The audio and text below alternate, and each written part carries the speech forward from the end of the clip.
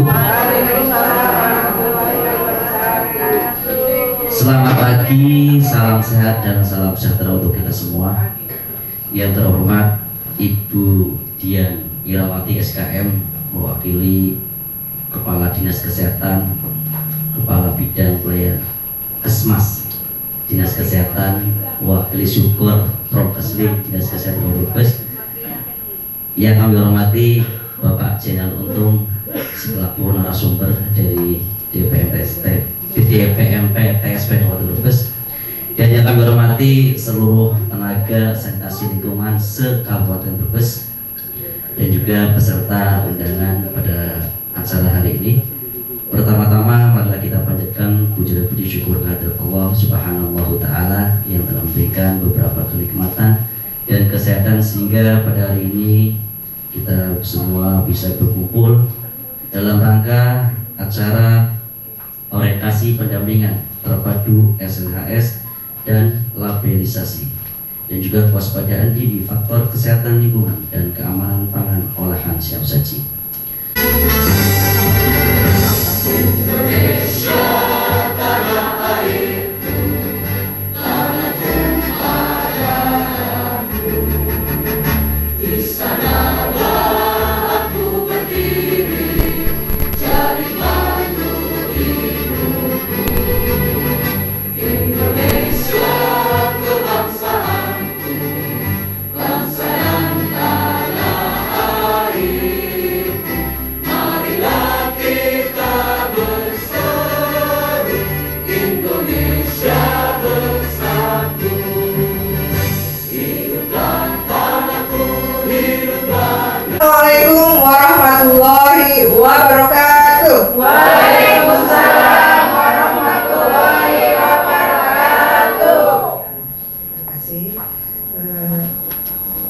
telah menjawab salam dari kami, karena pada hakikatnya adalah menjawab salam merupakan kewajiban ya, dan bagian dari ibadah sebagai rangkaian dari doa. Kita minta mohon keselamatan dan keberkahan dari Allah Subhanahu wa Ta'ala.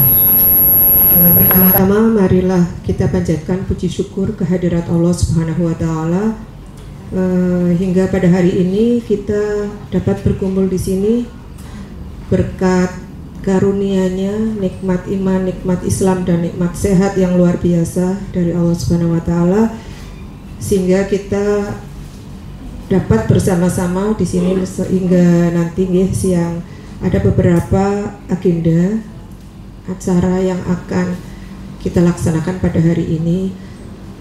Salawat dan salam tidak lupa kita panjatkan kepada junjungan Nabi besar Muhammad Sallallahu Alaihi Wasallam yang kita nantikan syafaatnya kelak di yaumil akhir. Kepada yang terhormat Bapak Zainal Untung dari DPMP TSP, terima kasih rawuhnya telah memenuhi undangan dari kami. Kita berharap belajar banyak hari ini ya, untuk pertemuan kali ini yang mengangkat tema terkait dengan inovasi Pandu Serasi. Pandu Serasi adalah rangkaian dari kemarin kita mengikuti penghargaan tim penilai TPP Sehat ya, tingkat Jawa Tengah. Jadi Kabupaten Brebes mengikuti dan beberapa rangkaian acaranya sudah kita laksanakan sebenarnya. Jadi kinerja kita di tahun 2000. Setelah itu nanti ada Skam RT kemarin baru saya ambil itunya, alatnya ya Mas Ade ya, yang terkalibrasi. Tapi memang ada beberapa yang belum bisa dikalibrasi. Nanti kita sharing ke puskesmas sebelah seperti itu. Kaitannya dengan Pandu Serasi ini teman-teman. Jadi kemarin kita mengangkat satu inovasi yang sebenarnya sudah berjalan ya. Jadi yang dinilai itu kan kinerja kita di TPP. Alhamdulillah sampai dengan hari ini SLHS dan labelisasi kita itu Kabupaten Brebes masih di nomor 1 tingkat Jawa Tengah. Terima kasih teman-teman, tepuk tangannya atas kerjasama kita semuanya. Itu untuk memunculkan satu SLHS seperti kita tahu yang terlibat banyak sekali Pak Jenal. Dari ownernya, dari teman Pak Jenal. Di Pandu Serasi ini kita mau mengejar banyak sekali ketertinggalan, terutama yang dulunya manual sekarang via OSS. Saya punya banyak catatan puskesmas yang stagnan, bahkan cenderung turun, ya. Tapi alhamdulillah ada puskesmas, ada lebih mungkin 30% puskesmas yang mulai merangkak untuk labellisasinya, labelisasi yang manual. Nah kita nanti, kemarin saya berpikir gimana ya, kok kabupaten lain bisa labelisasi di OSS. Mbak kita jangan manual terus gitu ya Mas ya. Ya kan ya yang sudah kita nanti beralih ke situ. Di awal tahun ini mungkin teman-teman masih ingat kita sempat pendampingan dari DPM PTSP juga, saat itu kita mengundang Pak Jenal juga untuk labelisasi via OSS, tapi belum banyak ya, belum banyak.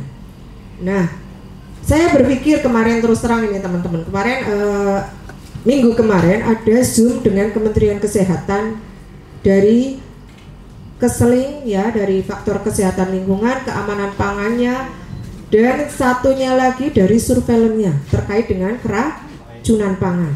Karena Brebes sampai angka keracunan pangan itu di Kabupaten Brebes ada lagi ya. Nah ada lagi satu program yang kemarin kita ikuti Zoom-nya, tapi teman-teman nggak banyak yang ikut, mungkin banyak yang di lapangan ya melaksanakan studi EHRA. Minggu kemarin kalau nggak salah hari Rabu atau Kamis saya mengikuti Zoom dengan Kementerian Kesehatan terkait dengan keamanan pangan pada program makan bergizi gratis.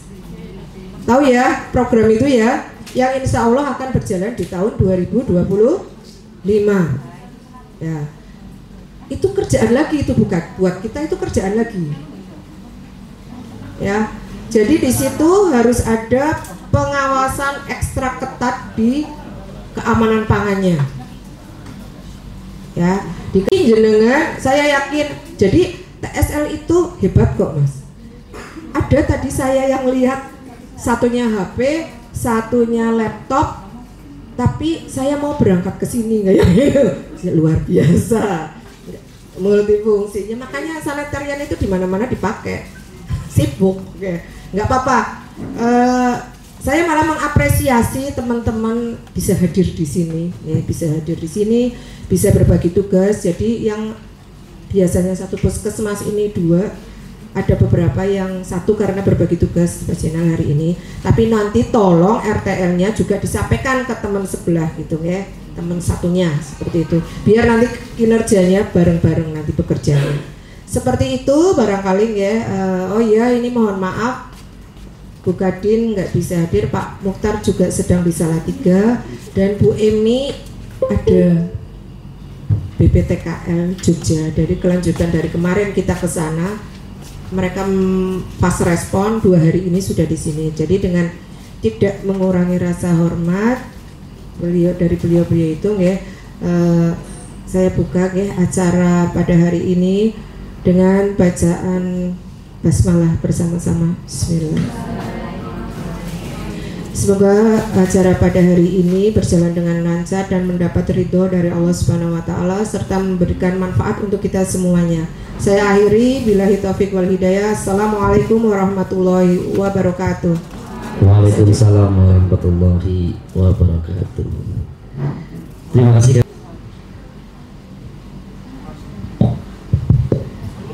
Assalamualaikum warahmatullahi wabarakatuh. Masih semangat Bapak Ibu? Terima kasih Mas Ade. Alhamdulillahirrahmanirrahim. Pada pagi hari ini kita bisa berkumpul kembali dalam rangka acara sosialisasi tentang SLHS yang ada di OSS.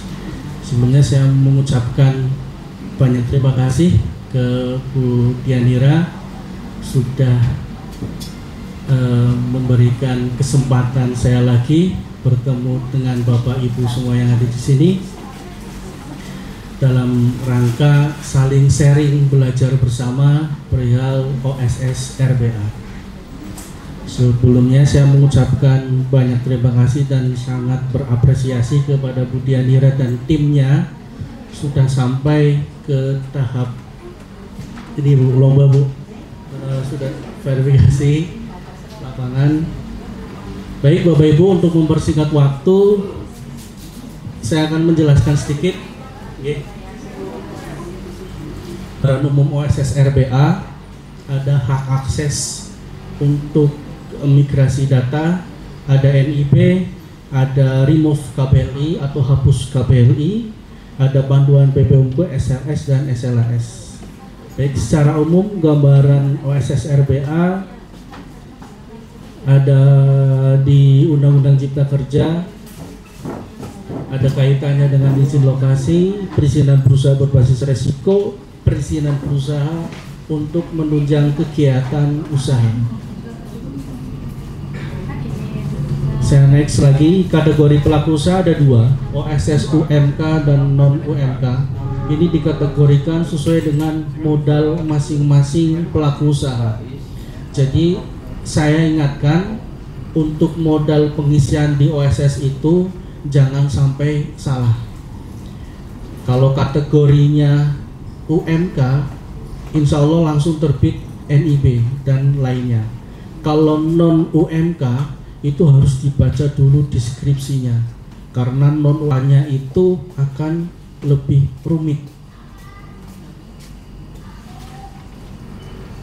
Next, ini ada tingkat risiko dan juga saya ingatkan kembali saat input OSS KBLI itu sudah lihat dulu informasinya.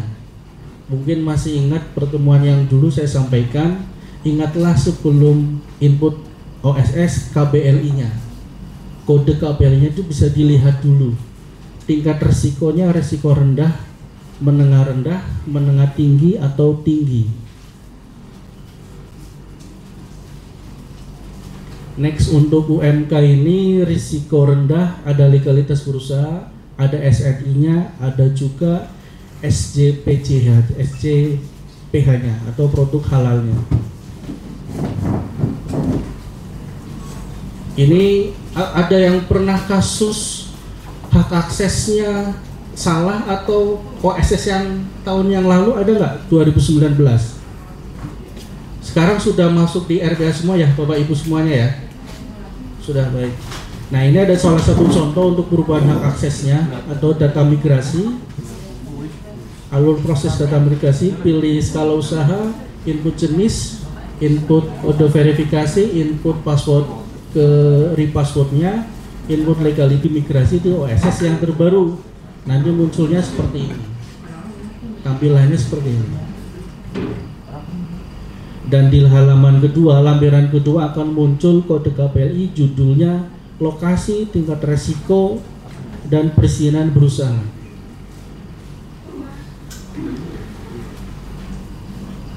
Next, ini ada di remove KBLI. Kalau ada kesalahan KBLI, Bapak Ibu bisa hapus sendiri. Masuk di pencabutan, pilih non likuidasi. Ini contohnya ada pencabutan non likuidasi, ada pembatalan, ada remove mandiri, dan remove mandiri atas permohonan dikembalikan.